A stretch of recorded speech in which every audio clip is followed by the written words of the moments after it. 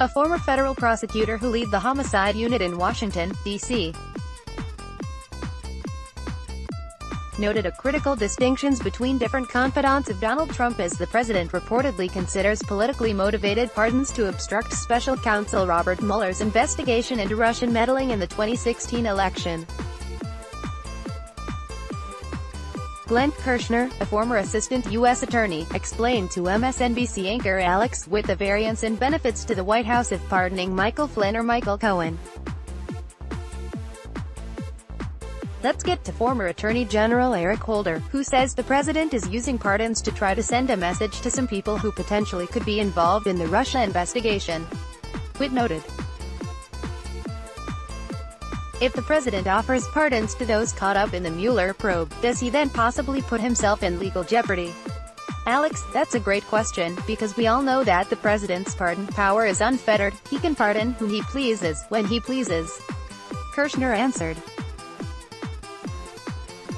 However, once he makes a decision to pardon somebody, then the Mueller team can use that as evidence of his intent, for what he's thinking.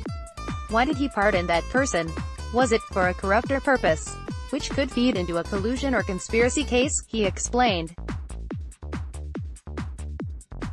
We've heard talk about who the president might pardon, Michael Cohen or Michael Flynn, and I think we need to parse that out a little more specifically, because these two men are in very different stages of the criminal proceedings.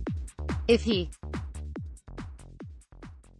were to pardon Michael Cohen, then that could put a real stumbling block in front of the Mueller investigation, because as it's been reported, Michael Cohen has not yet met with or assisted or cooperated with the Mueller team, he continued. So the Mueller team doesn't necessarily know what Michael Cohen can bring to the table. However, they certainly know what Michael Flynn can bring to the table, because before you bring a cooperating witness on board as a prosecutor, you have debriefed that person many times, you have likely put that person in the grand jury, and you have recorded, in a proceeding, the sworn testimony of that person. Kirshner noted. So, guess what? If the president chooses to pardon Michael Flynn, that is only going to help Michael Flynn, he concluded. It's not necessarily going to help the people about whom Michael Flynn has given testimony.